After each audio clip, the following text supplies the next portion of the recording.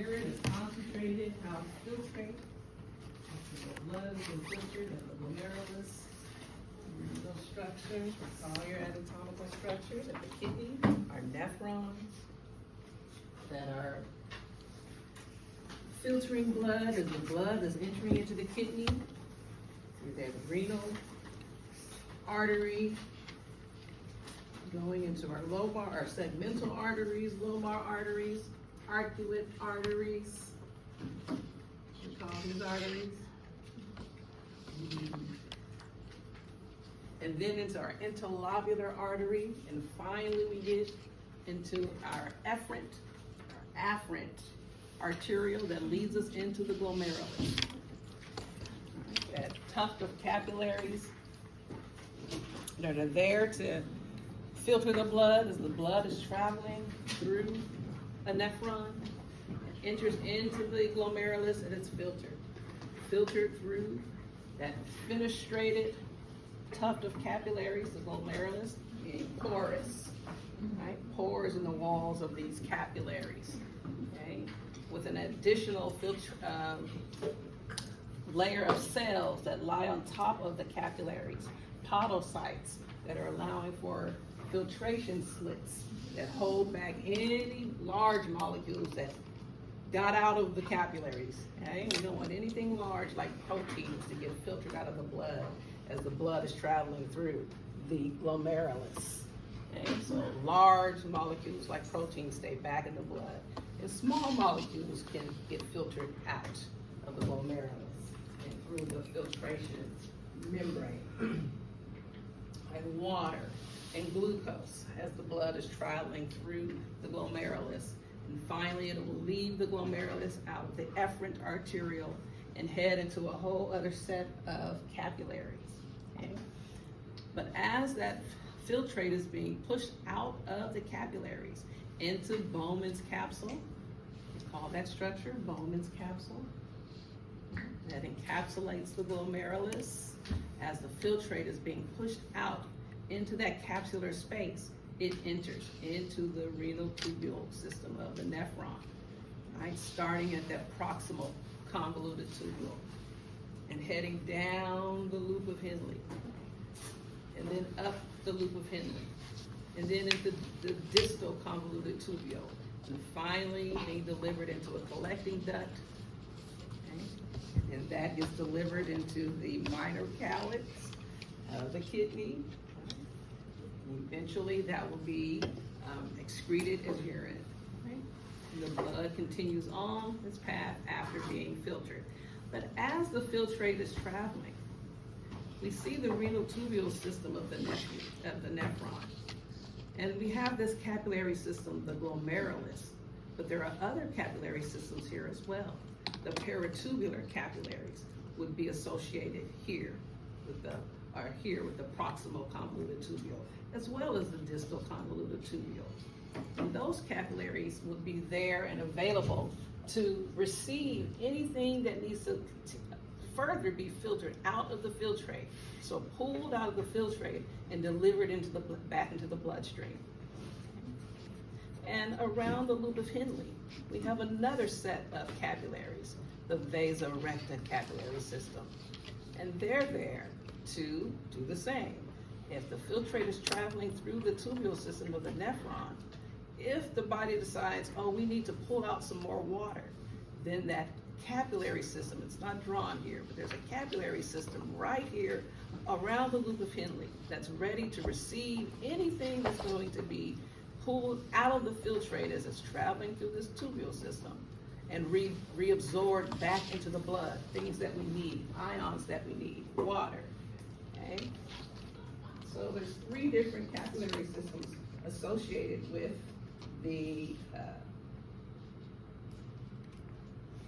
that nephron. The glomerulus, that is specifically for filtrating. Okay, so recall that from anatomy. And then we have the peritubular capillaries that are specifically associated with the proximal convoluted tubule and the distal convoluted tubule. And then there will be another set of capillaries associated with the loop of Henle, the vasa recta. Okay? The glomerulus is strictly for filtering the blood as it's traveling through, okay, and generating the filtrate. The vasa recta, that would be here. The paratubular capillaries around the proximal convoluted tubule and the distal convoluted tubule. Both of those sets of capillary beds are there to reabsorb anything that needs to be further filtered out of the filtrate as it's traveling. And also to secrete things. If the body's decided, oh, there's some things still in the blood we need to get rid of, and into this filtrate so it can be eventually excreted out of the body as urine, then at the same time, whatever's in the blood that needs to continue to be filtered out and into the filtrate, those capillary beds are right there at the nephron, ready to receive anything. Okay? And that is occurring during the process of forming urine. At the same time, it's being concentrated. Okay? As it's traveling through the kidneys, it's being concentrated.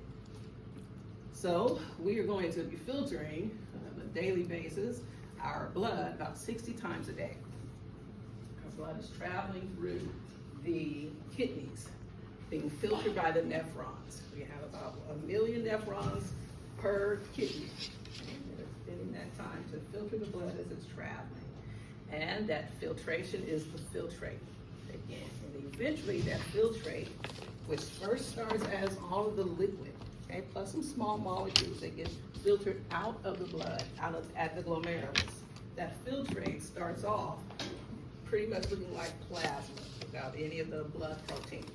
But as that filtrate enters into that tubule system, the proximal convoluted tubule, the loop of Henle, the distal convoluted tubule, that filtrate gets changed into something that no longer looks like the original filtrate.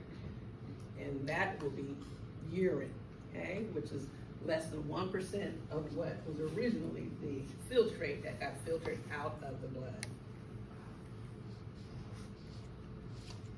When it comes to producing urine, we're considering what's happening at the glomerulus, that tuft of capillaries surrounded by Bowman's capsule, through which our blood is being filtered as it's traveling.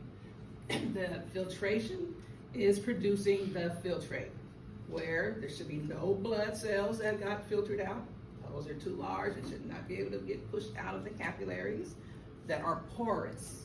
They're fenestrated capillaries. Okay? Only small things can get out, like small molecules and ions. The blood proteins like albumin, too large, macromolecules like that should not be able to get filtered out. When we did our urinalysis lab, right, when we were measuring in patients how much glucose was there, how much proteins, right, were in the blood.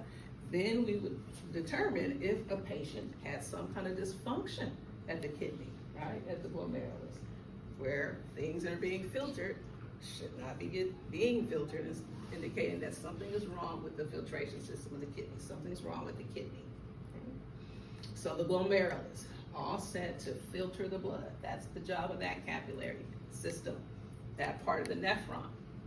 And then as we're going through, as the filtrate, traveling through that tubule system, okay, again, starting at the proximal convoluted tubule, that's right there, leaving the glomerulus, entering into the loop of Henle, down the descending loop, and up its ascending loop, and then entering into the distal convoluted tubule, the part of the tubule system that if it was stretched out, would be farther away from the glomerulus. Through that tubule system, we're getting reabsorption. Okay, so the bulk of what gets filtered out is going to be returned to the blood, the water that gets filtered out, okay, depending on the body's needs. If we're thirsty, right, dehydrated, then right there, right away, at that proximal convoluted tubule, right when we are filtered at the glomerulus, and that filtrate enters into the proximal convoluted tubule, water will be quickly reabsorbed, okay, pulled out of the tubule system, pulled out of the filtrate, and put back into the blood, where there are the paratubular capillaries, okay, a capillary bed associated with, wrapped around the or the proximal convoluted tubule, that region of the nephron, and also wrapped around the distal convoluted tubule.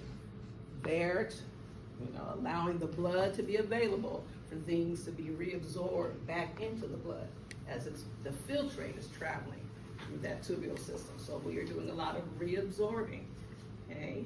Taking about 99% of the substances that were pushed out as part of the filtrate, getting that back into the blood via the peritubular capillaries and the vasorectal capillary system. But as the filtrate is traveling through the tubular parts of the nephron, proximal convoluted, loop of Henle, distal convoluted, and tubules, we're also secreting, taking substances from the blood, traveling through these capillary beds, and putting them into the filtrate. If the body decides, oh, we have too much salt, we need to filter out more NaCl, then that would happen. We would secrete things that we need to continue to secrete out of the blood, okay, and put it into the filtrate as it's traveling through the tubular system. And all this reabsorbing what we want to keep, okay, at that particular moment in time, and secreting what we want to get rid of at that particular moment in time. That is what's going to generate eventually urine. I remember in the lab that the color of urine comes from hemoglobin, right? So would the color come in from tubular secretion? So secreting is putting things from the filtrate or from the blood into the filtrate. So not secreting small molecules, but if there was any type of injury or so forth that can cause bleeding, right? When we break down our red blood cells, that heme can add color, okay? When those red blood cells get when they get degraded, when they get old, they have to be broken down. Heme can add that color. So not necessarily, it can be part of the secreting, getting rid of what we don't want and putting it into the filtrate as it's traveling. Because the filtrate's clear at first, right? You would expect the filtrate to be clear, or else something is really wrong if we're filtering it at the very beginning. Blood on the urine is positive. That there is blood in the urine. Heme is kind of the iron, makes it kind of a reddish brown. The blood is the color. There, it's color from heme. Yeah. So if there's any injury, there could be bleeding. Right? Yeah.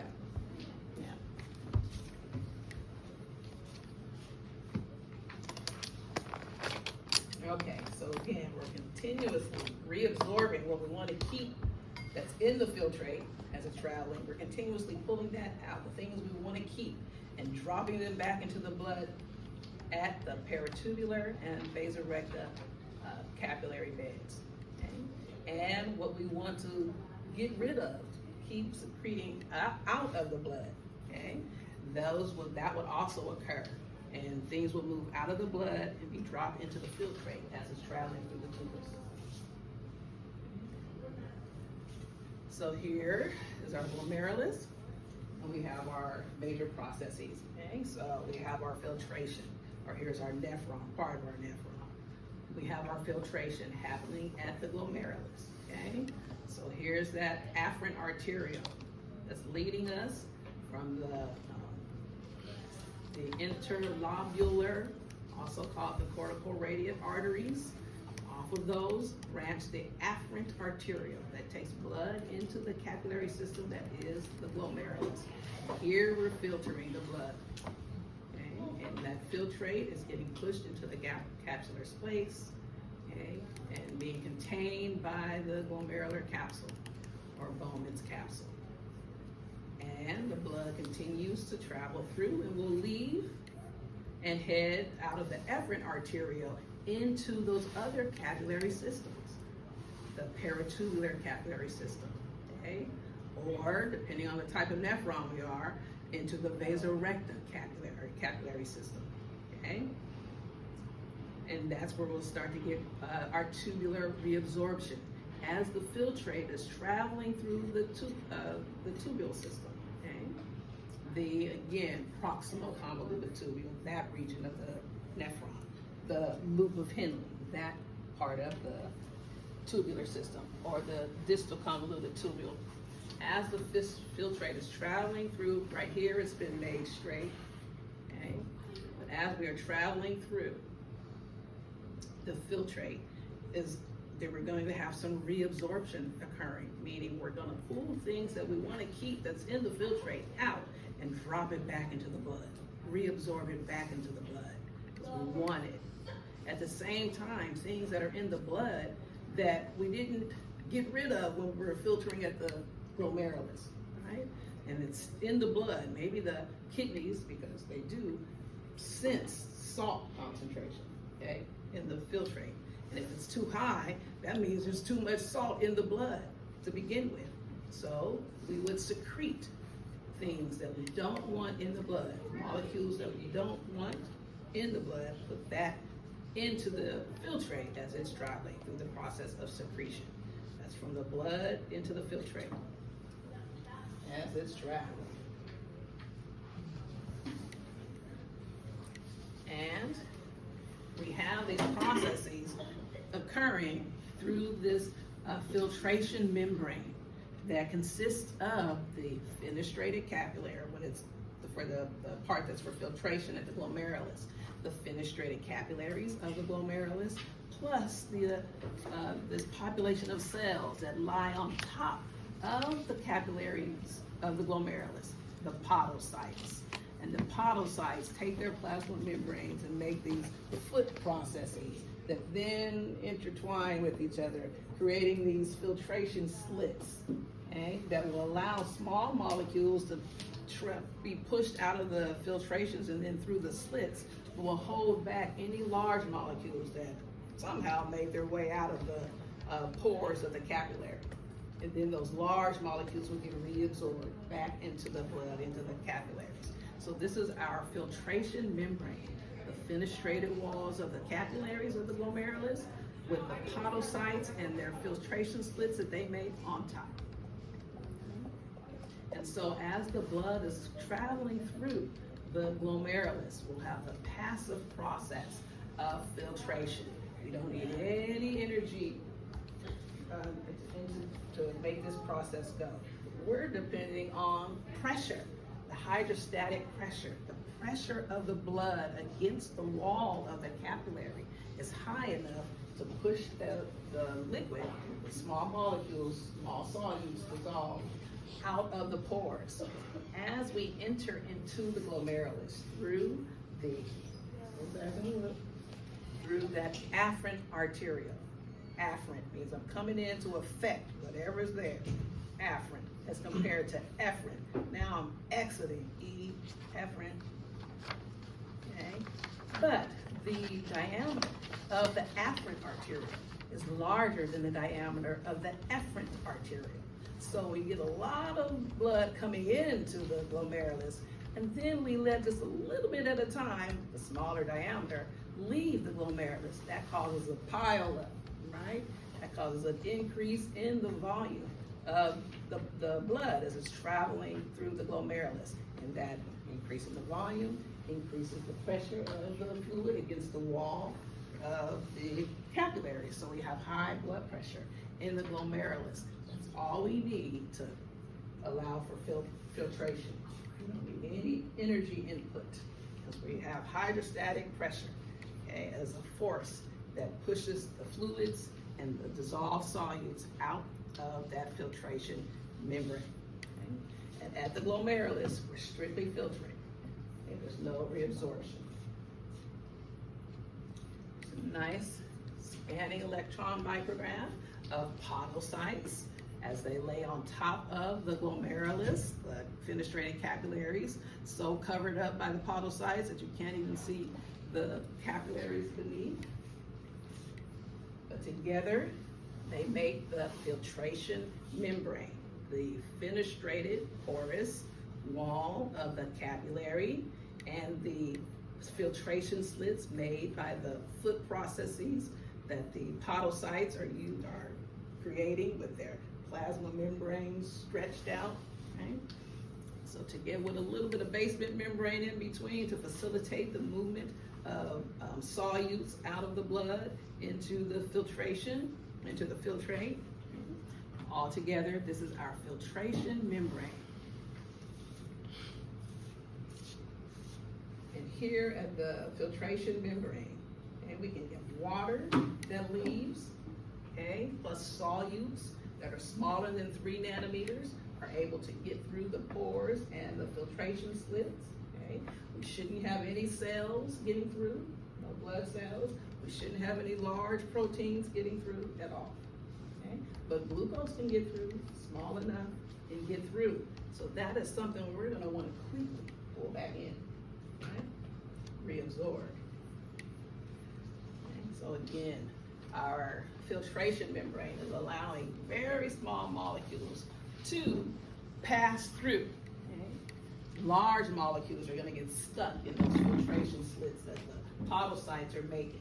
And then the cells of the capillaries will reabsorb those large molecules back into, or pull those back in, and so then we get them back into the blood. Okay? So we don't want plasma proteins to get out into the filtrate. Okay? And one reason why we want to keep those proteins in the blood, because they create another pressure. Okay? They create the colloid osmotic pressure that helps prevent the loss of water into the capsular space. So as we have a high concentration of proteins back in the capillaries, right, and water is getting pushed out, those proteins back in the capillaries of the glomerulus are trying to pull on the water and pull it back in. At the same time, some is getting pushed out, but some is being kept in by those proteins through what's called the colloid osmotic pressure. Those proteins are pulling on water and keeping water back in the glomerulus, so the blood doesn't get get a total loss of volume as it's traveling through the glomerulus. If there's any proteins in the filtrate, then there's something wrong. Okay, so when we go get urinalysis tests, like we did in lab, the amount of proteins in urine is measured to assess the health of the kidney.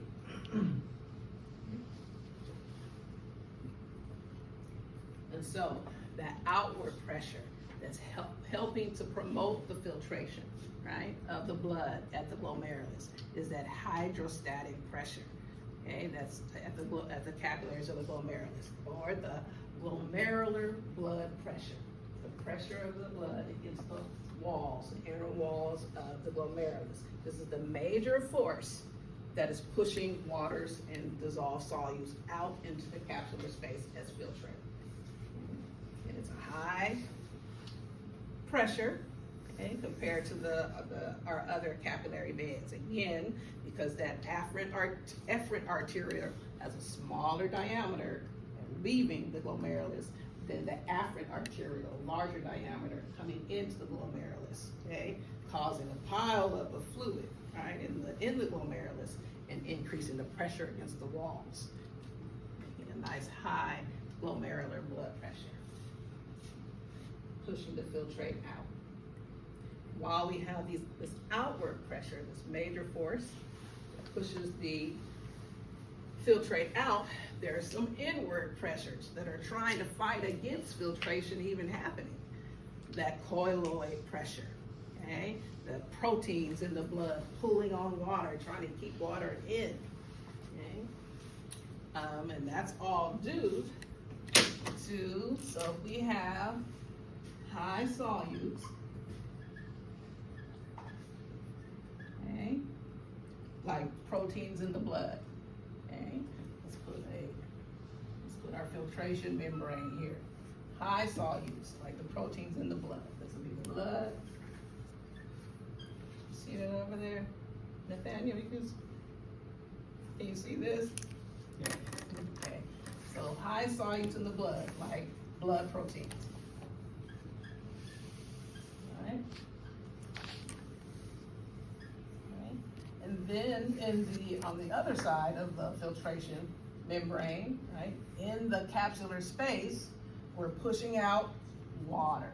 Okay, say we're pushing out water. Okay, so we got a lot of water out here. Okay. And low solutes, we're pushing out a little bit of solutes compared to all those blood proteins inside. Okay. Because of this large concentration of solutes, and it's always the opposite. You have a large concentration of solutes, the osmolarity, the concentration of water is going to be low. High solute concentration, you're always going to have the opposite for water, low water. High water on the outside, always the opposite. It's the solutes, low solutes. Low solutes, high water. High solutes, low water. You always take the opposite. Okay? Where we have high solutes and low water, water, due to osmolarity, and then that concentration gradient that's specific to water, is going to do what? Bring water. It's going to bring water to make it travel down its concentration gradient. We're going to go from high water to a place where it's low water, right? And those blood proteins back in the capillaries are pulling on that water, okay? Pulling on that water and bringing it, trying to pull it back into the capillaries, basically creating this concentration gradient for water. And that's an inward pressure that pulls water, trying to inhibit filtration, okay? And it's measured at about 45 millimeters of mercury, this pressure. Okay? So this is the pressure inside of the capsular space. That's right, this is in the glomerulus. Let's do that. This is in the glomerulus. This is in the capsular space. Okay? And there. There's an inward pressure of water wanting to go back in. It wants to go down its concentration gradient, right? This is water. It wants to go back in. Those proteins are calling on that water to come back in. Okay? And this pressure is the pressure in the capsular space. Okay? In the capsular space, pushing all that filtration membrane. The water pushing on that filtration membrane creates this pressure, this hydrostatic pressure in that capsular space. Okay. So that's measures about 15 millimeters of mercury, plus the colloid pressure, the pressure of the proteins pulling on the water to come back into the blood.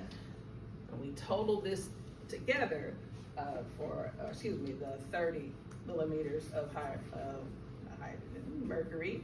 We total those two together to make a total inward force or hydrostatic or pressure of 45 millimeters of mercury. And then we take the total of those forces, the outward force of the blood against the glomerular wall and the two inward forces, okay? And we take and then calculate the net filtration pressure. Okay, where we take the 55 millimeters of mercury, that pressure forcing the filtrate out of the glomerulus, okay, and subtract the opposing pressure, that inward pull on water to get back into the glomerulus, okay, which will give us a net outward force of 10 millimeters of mercury. This is the net filtration pressure. Okay. And this is what's controlling how much blood is going to go through the kidneys, okay? And the rate of blood traveling through the kidneys is the glomerular filtration rate. Okay? So as we are looking at those pressures, we have the glomerular blood pressure, the chief outward force, pushing water and solutes out of the capillaries into the capsular space. We have our two inward pressures, our hydrostatic pressure in the capsular space, that inward pressure of the filtrate pushing on the wall of the capillary, trying to push filtrate back in, as well as the colloid osmotic pressure created by proteins in the blood as it's traveling, pulling on the filtrate, trying to bring that back in. Okay, we take the net of the outward force and the two inward forces, and again, we get a total net filtration pressure of 10 millimeters of mercury, which is an outward force. That's the force that is the remaining force, okay, that will push the filtrate out of that wins. That pressure wins, and we will get filtrate pushed out and not pulled into the glomerulus. And then the glomerular filtration rate itself is the volume of filtrate that's generated per minute. And we're making about 120 mils of, we have about 120 mils of filtrate being formed per minute. Okay?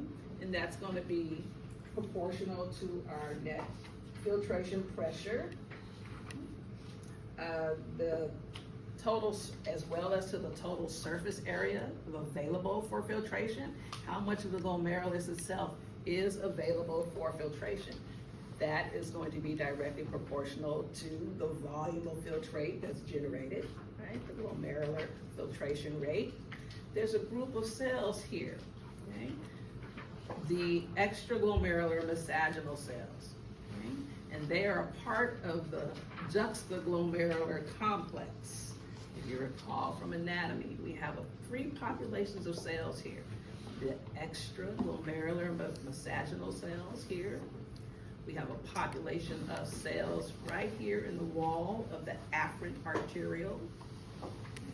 And then we have the populations of cells here, the macula densa cells here in the wall of the distal convoluted tubule that makes its way back towards the glomerulus to rest right here, bringing this population of cells, the macula densa cells here.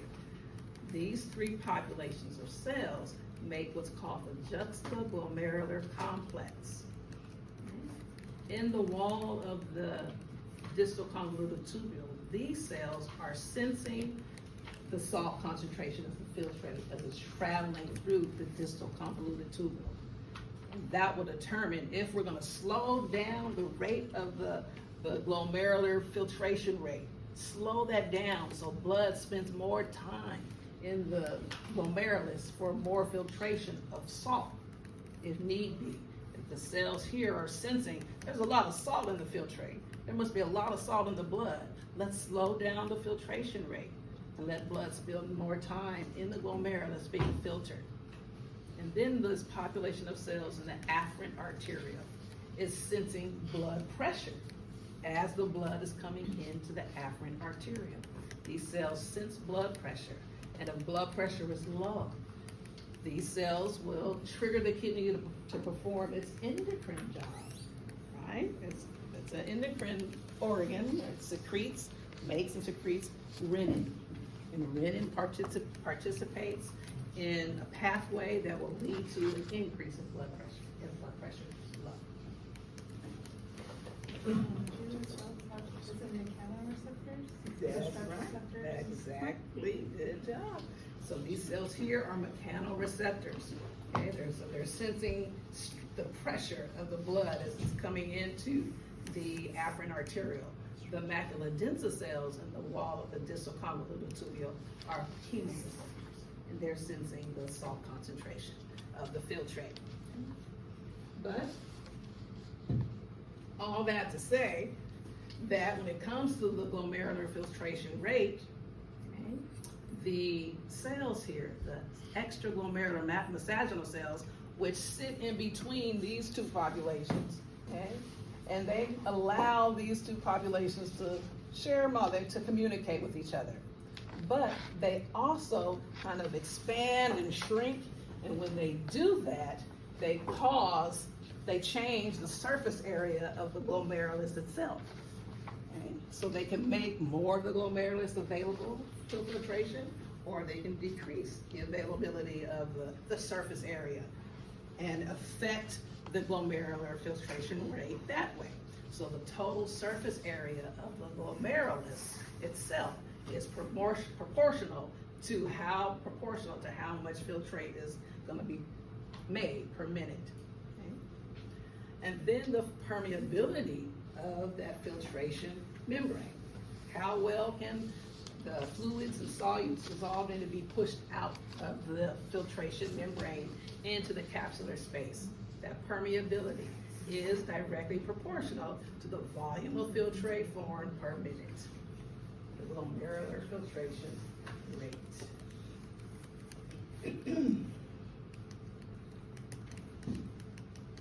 And so, as the blood is being filtered at the glomerulus, okay, we're making that filtrate.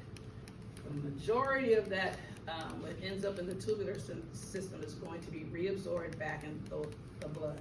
We're going to quickly pull water back into the blood. We're going to definitely get our organic nutrients, reabsorb that glucose back into the bloodstream. Okay? Other ions, sodium, we're going to get back into the bloodstream if needed. Okay? This could be done, this reabsorption of molecules back into the bloodstream, either by an active or a passive tubular reabsorption. Okay? And so that means we have to put in some energy, some ATP, or rely on some simple diffusion for some passive reabsorption. And there's two routes that molecules can take, either transcellular, can go in between cells, these small molecules, or paracellular, go through cells. So when we're looking at our filtration membrane here, okay? So here is we're looking at the tubule system, sorry. Here is the lumen of the tubule system. Filtrate is traveling through. The walls of the tubules are made by cells, right? So maybe cuboidal cells, some type of cell here are making, likely cuboidal cells for tubules in the kidneys, are making the walls of that tubule, okay? And here is the capillary, okay? The paratubular capillary system that is associated with the distal and the proximal convoluted tubules, okay? And then there's some interstitial space, right? There's some space between the wall of the tubule and the capillary. A small space, is the capillary is right there at the wall of the external wall of the tubule, okay? But we still have some space where there's some interstitial fluid, okay? So when it comes to reabsorbing, pulling what we want to keep out of the filtrate after it's been filtered out of the blood, and the body says, wait, we need to get more water. We want to pull some more water out, or wait a minute, we want to get glucose, get that back. Okay, we can move those things out of what we want to keep out of the filtrate as it's traveling. We can move those out of the filtrate and reabsorb them back into the blood. Okay, and we can take a couple of routes. We can take the transcellular route, okay, where we leave through the apical side of these cells, their top sides that are facing the lumen of the tubules. We can move through that apical side of the cell that makes the wall of the tubule, okay? Enter into the interstitial space after we travel through the cell itself, traveling through its cytosol, right? Going through any basement membrane and at the base of the cell, and then entering into the interstitial fluid and traveling through the wall of the capillary and into the blood. That's a transcellular route, crossing through a cell. Okay? That's the wall of the tubule. Or we can take a paracellular route where we would travel in between two neighboring cells. Okay? As long as the tight junctions are not so tight that small enough molecules can get through. Okay? Then water and small solutes can cross in between two neighboring cells through the paratubular or paracellular route. Okay? This transcellular route can turn into a paracellular route as well, coming through the cell and then going in between the two cells and into the bloodstream. Either way, we have a couple of ways that things can leave the tubules and get back into the bloodstream. So both reabsorptions can happen at the same time? Yep, we can have both of these processes happening at the same time. Yep.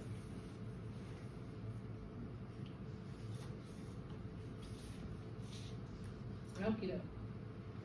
So again, most of our contents in the filtrate that is traveling as it's traveling through the tubule system gets reabsorbed back into the blood.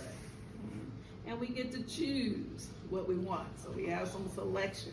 We are going to get all of our organic nutrients. We're going to get glucose back. We want that. Okay? And again, we're going to get water and other ions coming back into the. Okay. So when we're considering nutrients and ions, when it comes to ions, sodium is the most abundant ion in the filtrate. Okay? And sodium is going to be reabsorbed. It's going to be reabsorbed via primary active transport. Okay? So that means as it's being actively transported, that means we have to put in energy in order to pull sodium out of the filtrate and back into the blood. Because we're going to pull it against its concentration gradient. It wants to stay in the filtrate where it's lowly concentrated. Or excuse me, where it's lowly concentrated. It wants to stay there. But we're going to push it out. Okay? We're going to make it go into the blood where it's high. Okay? It doesn't want to travel that way. So we have to put in some energy. Active transport, but it's a primary active transport because as that sodium is being reabsorbed via this active transport, its transport provides energy for other molecules to be reabsorbed as well. Okay? And because it's an ion, what kind of gradient are we going to see it creating? It's a cation, positively charged. So when ions are moving down their concentration gradients, what other type of gradient do we see being made? So we'll have an electrical gradient as well, and generating both an electrical and chemical or an electrochemical gradient. Okay? So that means sodium is going to start affecting other ions. As it's moving, it's going to pull on some negative ions, chloride, right? And that will allow passive reabsorption of those negatively charged. And they're going to just follow that positively moving sodium. They're going to passively move on with sodium. Okay? And then we have our organic nutrients that are reabsorbed by secondary active transport. So they're depending on the transport of another molecule to create the energy for them to be transported. Okay? Via maybe some cold transport. Maybe we'll have some anti-transport that go the opposite way, but we're considering glucose for sure as our main organic nutrient that we are looking to reabsorb right away. Any amino acids that got pushed out of the blood, okay? Vitamins, okay? Because remember, from digestion, all of our food stuff that we've broken down mechanically and chemically as it's traveling through it's going to be absorbed where?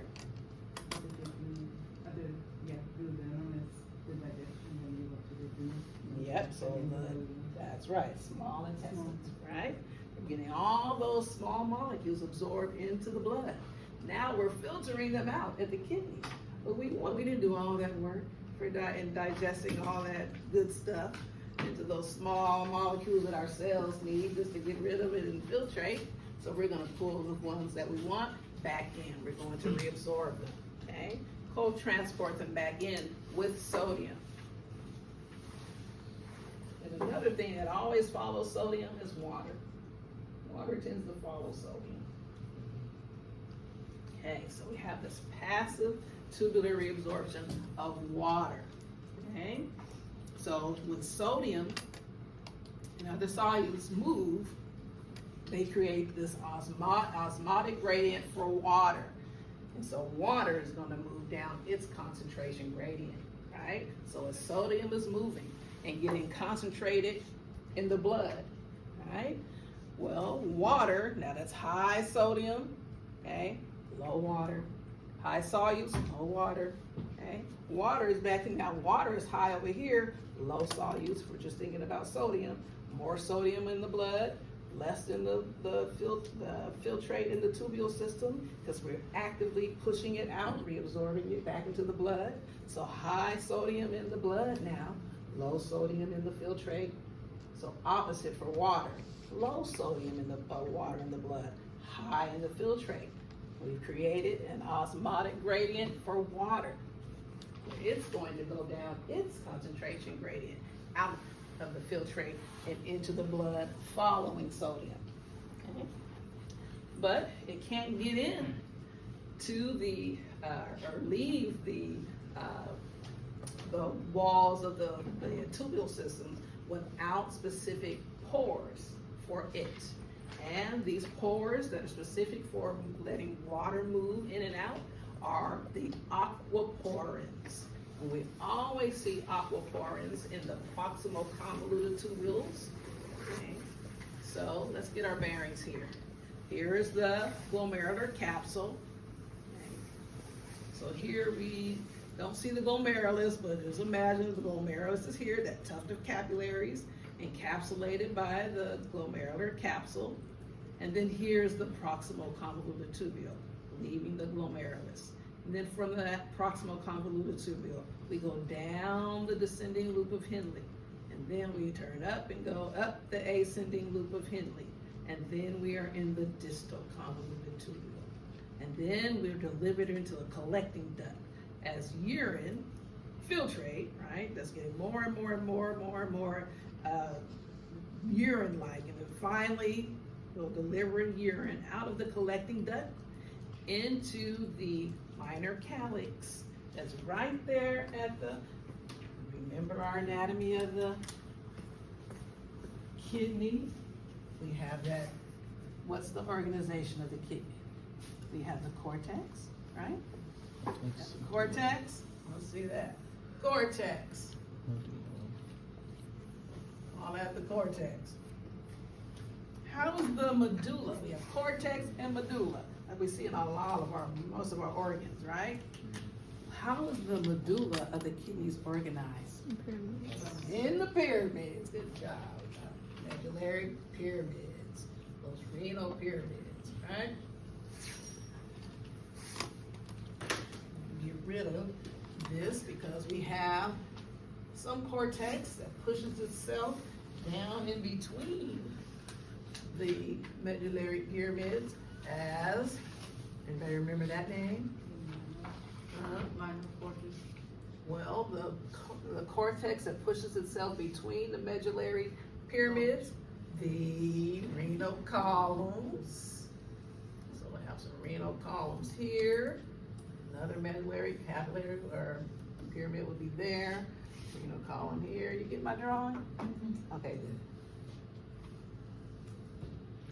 Renal column there. Cortex. Okay. Yes, there we go. And then, different color. This collecting duct. Well, first of all, let's see. Where is the glomerulus? They're all up here, the nephrons. Okay. A lot of glomeruli or renal corpuscles, which is Bowman's capsule with the glomerulus tucked in there. That's the renal corpuscle. A lot of those, right? And let's take one. Let's move these out of the way. Because this one we're just going to focus on has its proximal convoluted tubule that goes down the loop of Henle, that dips down into the medullary pyramid and back up to some distal convoluted tubule. Okay. And actually, I should have done this over. I'm gonna move it over. put over here. So put the collecting duct. Renal corpuscle, distal convoluted tubule, loop of Henle, dipping down into the, depending on what type of nephron we are, we can have a deep loop of Henle that pushes deep down into that medullary pyramid, coming back up to make some distal convoluted tubule that will then link up to different colors, link up to a collecting duct. And this collecting duct is coming all the way. Can you see over there, Anna? Yes. I have my. You got your book open, I know you do. There's that collecting duct. Okay, and that filtrate is being delivered into that collecting duct. Who's capturing that filtrate that's going to drip from the, remember the tip of the medullary capillary, what it's called? Or excuse me, the medullary pyramid? What's that called? What do you call that tip of that? The papilla? The tip of that medullary pyramid, the papilla, is where we're gonna have collecting duct, where we're gonna have urine dripping into what? Who's gonna catch that urine that's dripping out of the collecting duct? Something has to collect it, something has to capture it. The major route. The minor one first, good Minor. job. So minor calyx is like a sink, it's right here, ready to, let's make it open up. Ready to collect, capture the urine that is coming out of the collecting duct. That's nice, I like it. All right, so that's what's happening, right? And just noting that associated with the distal convoluted tubule and the distal is here and the proximal would be the peritubular capillaries, okay? And then the vasorecta capillary bed is usually associated, it's going to be associated with the loop of Henle. Okay? But when it comes to water being reabsorbed out of the filtrate as it's traveling through the tubule system, reabsorbed back into the bloodstream here, the capillaries, okay? We're depending on the osmotic gradient that's created for water by sodium, okay? As it gets more concentrated in the blood, as it's getting pulled out of the filtrate into the blood, sodium gets more concentrated in the blood than it is in the filtrate, okay? That's gonna leave water more concentrated compared to sodium over in the filtrate compared to the water concentration in the blood. Now we've created this concentration gradient for water. It's gonna want to leave, travel down its concentration gradient out of the filtrate and the tubules and into the bloodstream. But it can't leave the tubules without the aid of the aquaporin, these pores specifically for water moving that we will always see in the proximal convoluted tubule, the first region of the tubule system as we leave the glomerulus, okay? And then we'll see that there are aquaporins that'll be at the collecting duct as well, okay? But those will be inserted as needed. If the body says, oh, no, pull more water out, let's get more water out because we're dehydrated, the body will put more aquaporins in the collecting duct before that filtrate leaves as urine, okay? And aquaporins are gonna be inserted into the collecting duct depending on the endocrine systems. What is the endocrine system going to do? Secrete who? The antidiuretic hormone that responds to dehydration, right? Yes.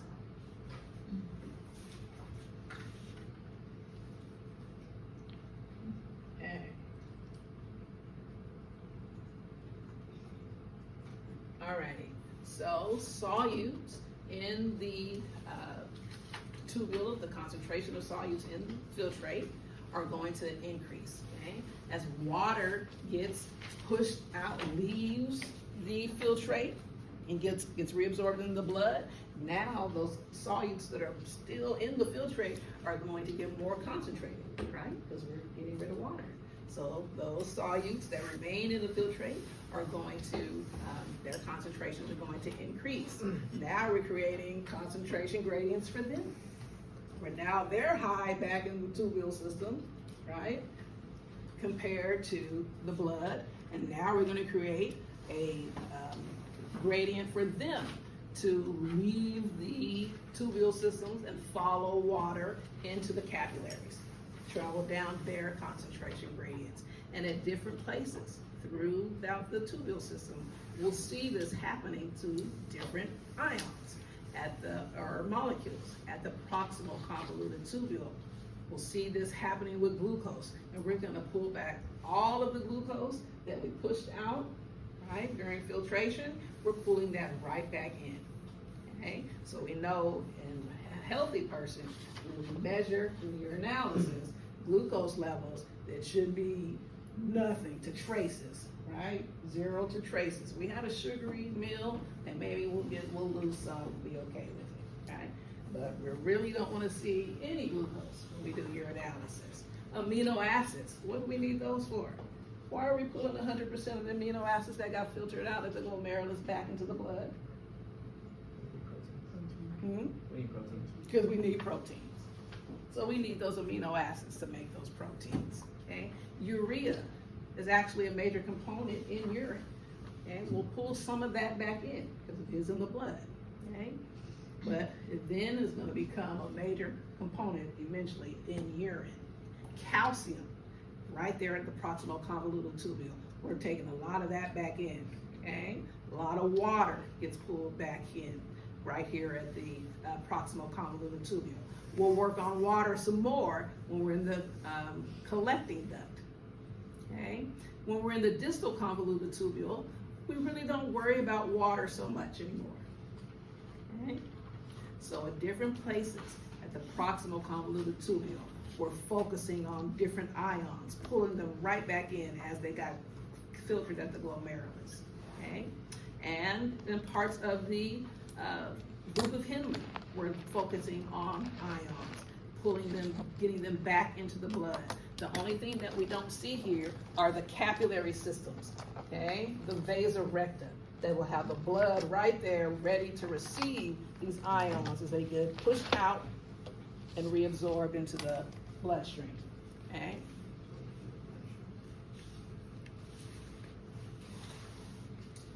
Okay, do a little bit more and then we're gonna head into our lab, okay?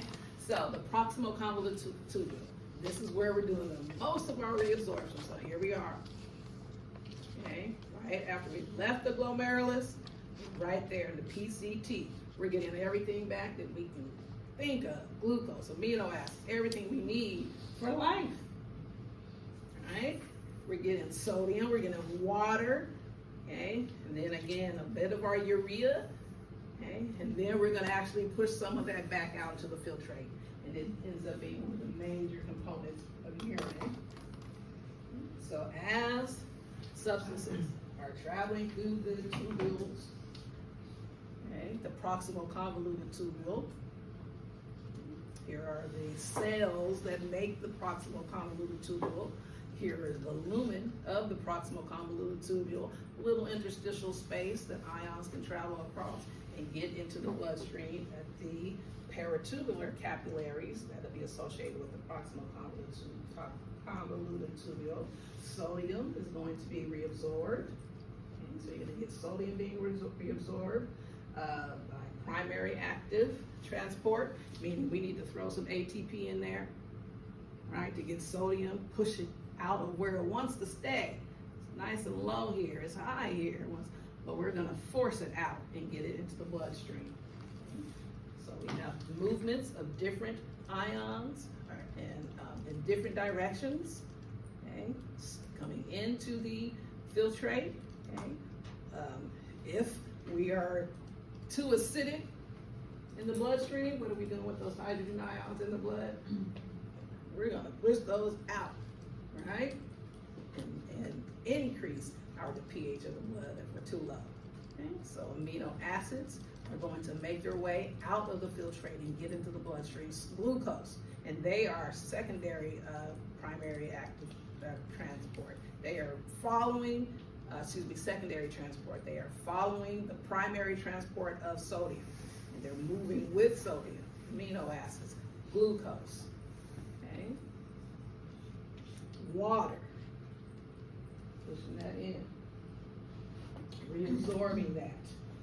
The loop of Henle has its descending limb and its ascending limb. Different limbs are doing different things. Okay? Each limb is doing something different. So at the descending limb, we are letting water leave the filtrate and get into the blood. Okay? In the descending limb. But in the ascending limb, water cannot leave. Okay? But solutes can. So on the descending limb, water can leave, solutes stay behind in the filtrate. On the ascending side, water can't leave, but solutes can. Okay? And so we're creating these concentration gradients, right? Even between the two limbs of the loop of Henle. That's going to be necessary when it's time to concentrate urine. Okay? We're gonna look at that next time. And in the distal convoluted tubule, there we will only get reabsorption of water if the antidiuretic hormone is secreted. From where?